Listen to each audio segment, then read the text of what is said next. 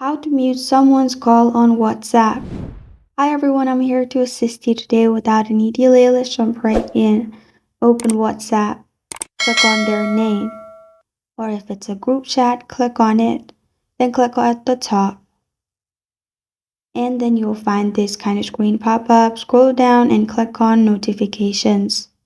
In notifications, simply click on notification tone and click on settings at the bottom, and then make sure it's none.